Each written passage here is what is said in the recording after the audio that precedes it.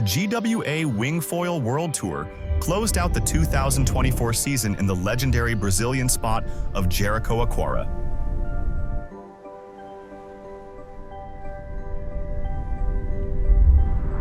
Its pulsing breezes and a mix of flat waters and kickers made it ideal for the final act of the wingfoil season in the free-fly-slalom and surf-freestyle disciplines.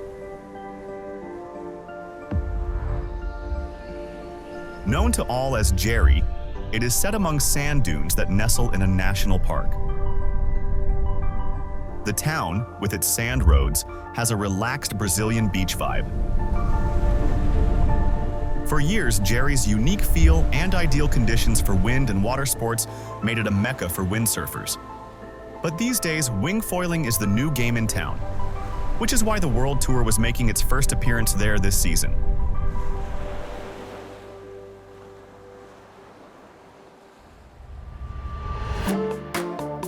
After 3 wins from 3 surf freestyle stops, Spain's Nia Suardiaz couldn't be beaten and had the title in the bag. It's just really nice. I won, I think, in the last trick, the competition, so it was incredible. And now, yeah, we're here at the last stop. Amazing to be world champion already and really excited to come and compete. The US's Chris McDonald also had 3 wins and was guaranteed the 2024 crown. It's an amazing feeling just being here. I mean, Jerry in Brazil is an amazing spot, but it's even better already winning the title. There's no stress, and I just get to have a really fun event with all my friends. So looking forward to some good conditions and a good spot and just having the best time I can. But in Jericoacoara, both were keen to end their seasons on a high. In free-fly-slalom, after 2 calls, the titles were still on the line in Brazil. So we're in Jerry for the final event of the year for freestyle and free-fly. Of course, Brazil is beautiful. I love it. It's been I've done a few competitions here already, and I've been here for nearly 2 months already training between the 2 events. And it's amazing. We could win every day. I cannot complain.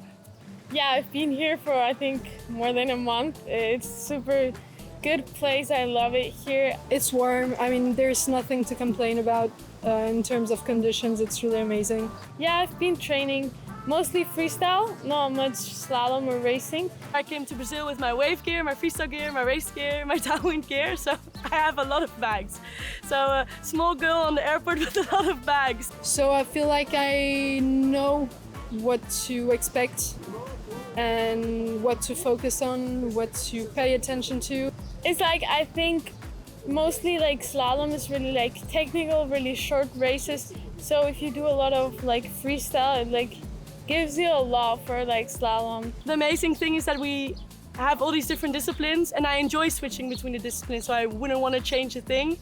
And I think compared to the how to plan your year, you know, when we get the competition schedule, you're like, okay, this is wave competition, this is when I want to train wave, this is when I want to train freestyle. I think it's a combination of everything, so I think for me training a bit of everything like makes it like really good.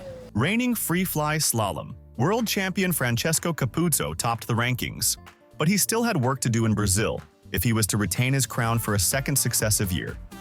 Julian Rattati was breathing down his neck, ready to pounce, with Bastian Escoffier just behind in 3rd. The stakes were high, and each was aware of the consequences of every plot twist. I already had the same scenarios in the Italian Championship. First time I won the wave windsurf wave title. So I think because I got the 4th and the 3rd, now I'm 3rd overall behind Julian and Francesco. No, I don't know the scenario. I didn't check the results, like the points on the website. I don't want to know. I think to get world champion I need to be 1st, and Francesco being worse than 6th, something like this. The 2nd year was way harder for me, especially on the mind, because you know you can do it. It's just up to you to win it again. I want to give 100% of myself. And Julian being worse than 4th. But no, I don't want to know in which position I have to finish, in which position Francesco have to finish, or even Basti, or no, I don't know. So there is a slim possibility. Francesco is pretty good. We've actually been training together a lot here. This year I have a little bit, let's say, more pressure from the other side. If I become the world champion, it's like this. If I'm not, it's like this also. Winning is actually easier then confirm. We're ready to jump over the seaweeds. Multiple world champion Suardiaz sat in pole position heading into the final event, but couldn't afford a slip-up. She was focused on every detail, including the all-important start. I think to nail a perfect start, you first have to get the timing right at the first mark when they peep the 3 minutes, and then you just have to keep the track on time perfectly and just trying to focus on the time and how much space and time you think there is to the line. Also, if you are in front of the line before the green flag goes up, you're disqualified from the race. So it's super important not to be over the line.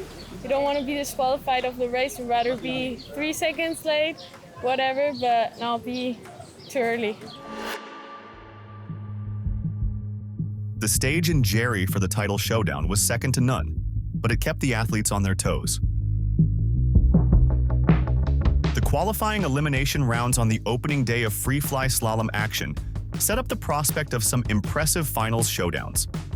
Some new faces and old hands were in the mix. New Zealand's Jeremiah McDonald just missed out, but set the matter right with a win in the quarterfinal repechage that saw him progress to the semifinal as well.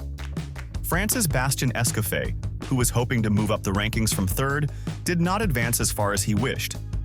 In the repechage, he finished last, ending his run, and with it, any chance of finishing higher for the year. Francesco Capuzzo and Golito Estredo found themselves in the final, up against the waiting French pair of Julien Ratodi and Oscar Leclerc. Leclerc had dominated the opening day and booked his final place with the advantage of a match point needing only one more win to give him the overall victory. Leclerc came out of the gate fast and streaked away from his rivals, his lead growing as the race progressed. Ratodi tried to stay on terms with Leclerc, but was always playing catch-up and settled for second.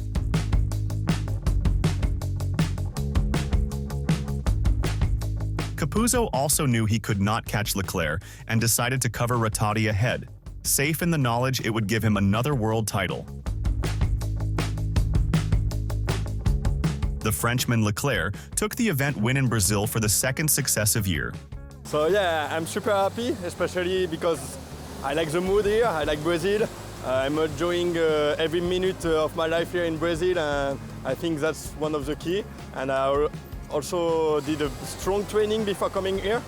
I wanted to prove I'm the king of Brazil, like I won last year, and I wanted to win this year as well.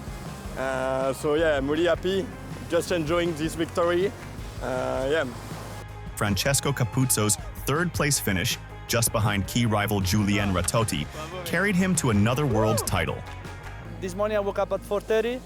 I couldn't sleep anymore with one goal. I say, you need to go and do your best and win. It's you against you. So actually my mentality today was much better. I had still a couple of issues, but I managed really well. Make it through the final, make it a third place overall at the event and the second world title consecutive. It's still a dream. I think I will realize it in a couple of days. But for the moment, it's amazing. I'm still, my adrenaline so, everything is moving. I don't know, I can't explain the emotion I have right now.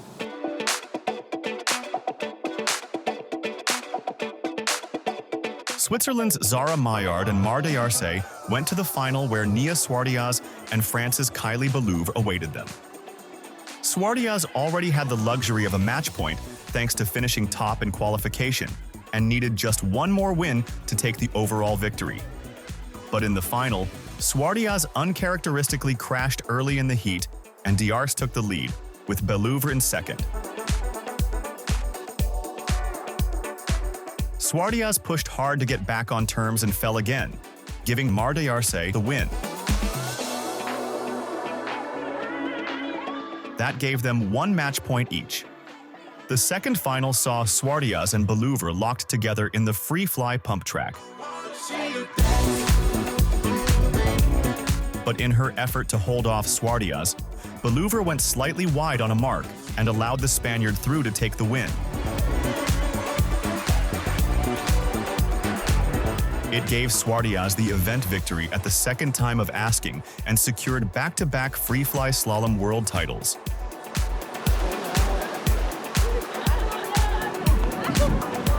It feels amazing to get another world title. Yeah, the conditions were really tricky here. It was super gusty wind, really strong, and a lot of seaweed. And also the course was pretty regular, so it was a disadvantage for all the goofy riders. But yeah, I managed to win the final, so I'm really happy for it.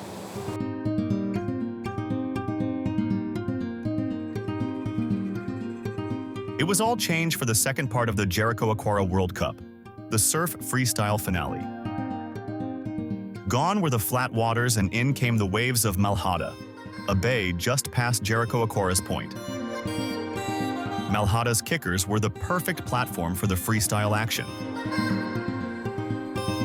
We have moved the place from Center Jerry to the upwind spot. This beach is called Malhada. It's a side-on conditions with the perfect kickers. Actually, it's a great scenario for freestyle wing.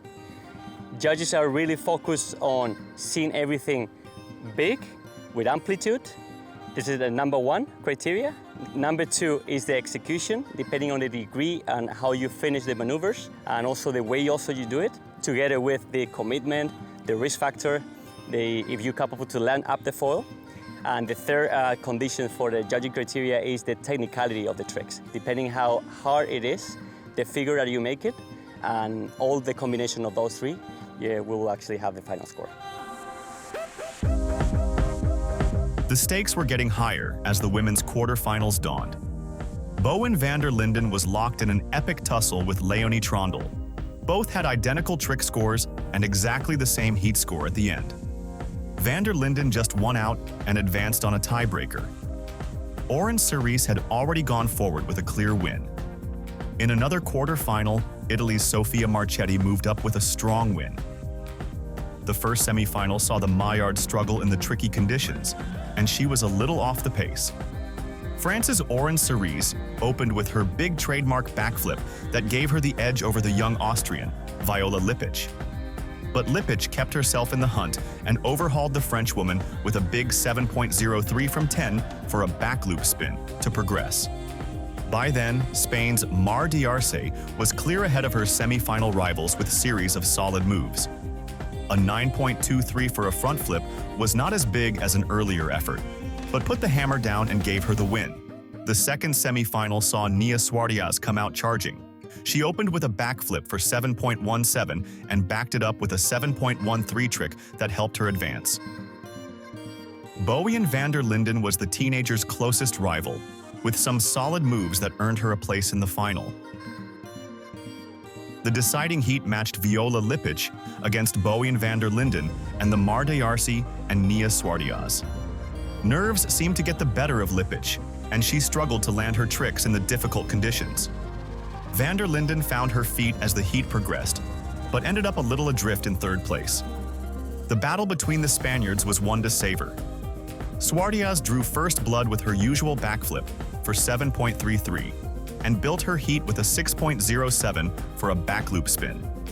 Diarse was always chasing the game by comparison. She found her groove with a back loop spin, but still needed a big score. She was looking for another massive front flip like her earlier efforts, but only came up with one for 670 and ultimately fell just short. Suardiaz eased to the win in Brazil, her fourth from 4 starts for the season. It sealed her world title in style.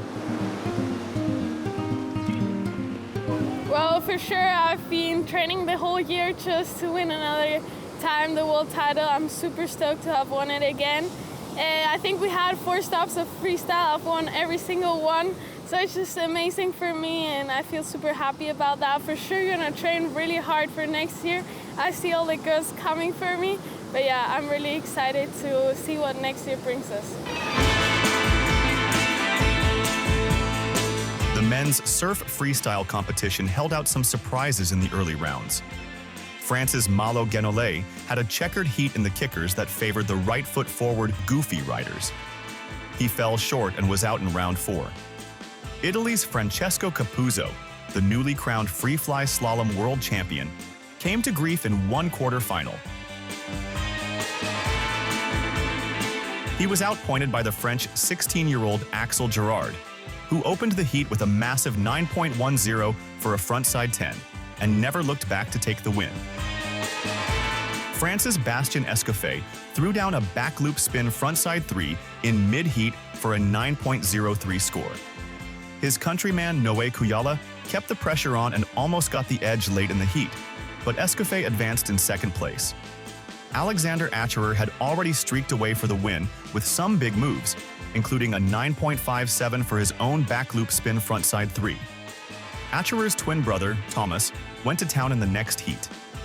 He took the win, and despite a series of crashes, he landed some massive tricks, including a 9.5 for a new move.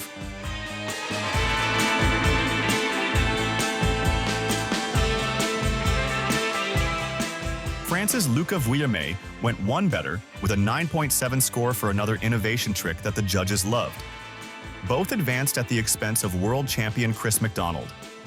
He put down a 9.0 for a frontside 10, but the goofy kickers were working against him, and he was unexpectedly out, despite already having the world title in the bag. Yeah, I mean, I'm super stoked to get my second Freestyle World Championship. I mean, clinching it with 3 wins in a row is just amazing.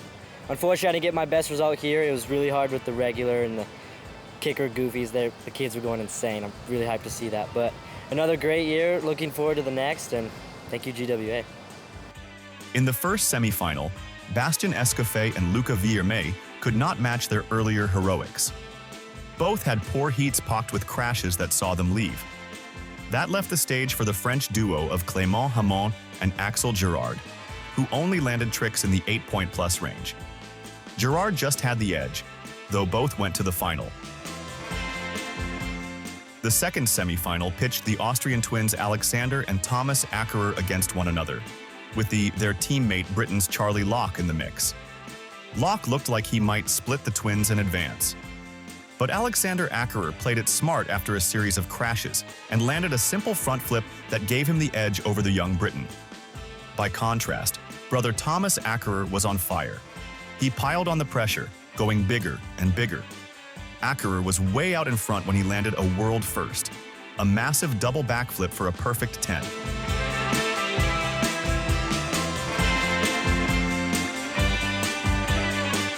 The men's final was an incredibly tight, after that saw Clément Hamon face off against Alexander Acherer, Axel Gerard, and Thomas Acherer. The moves were off the charts, with the judges constantly reaching for the innovation category, new tricks not seen before. France's Clément Hamon opened with some big moves and pressed with a 9.50 for a back mob 3. Still, he found himself behind and went a double backflip off a massive kicker, but just crashed it and ended 4th. Axel Gerard was in a tight battle with Alexander Acherer. The French teenager posted a clutch of tricks in the long 8-point range, but was gutted to come up just short by less than half a point and finish 3rd. Acherer had opened with a 9.50 for a front flip frontside 3. But brother Thomas Acherer was on another plane. He casually threw down a couple of massive innovation moves for 9.80 and 9.30 early in the piece. He could not quite match those numbers as the heat wore on, but his big 8s secured the win to make it an Austrian 1-2 in Jericoacoara.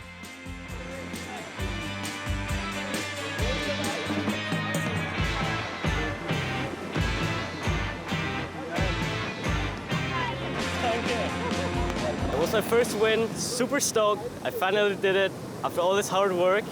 And it's even better that my brother's also on the podium right next to me. And we've been training for like a month and we've just been going crazy here. And then we proved it, that we can do it, and I hope it's continuing the winning. Jericoacoara marked its debut on the GWA Wingfoil World Tour in style. It opened another new wingfoiling era and crowned our world champions in the season finale. Join us again next year for more excitement.